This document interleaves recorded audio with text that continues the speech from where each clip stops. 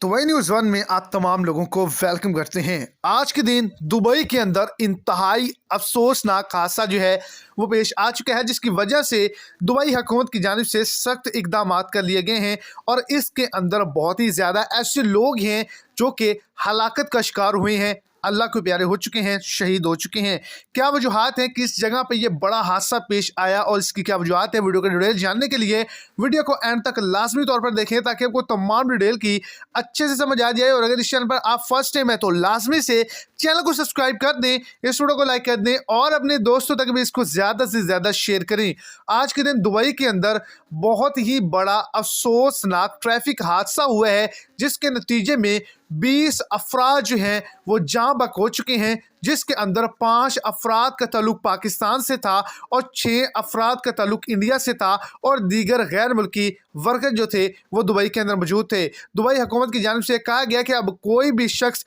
तेज़ गाड़ी ना चलाए और ना ही उसके टायरों की आवाज़ है, स्क्रैचिंग की आवाज़ है, नहीं तो उसको नुकसान का सामना करना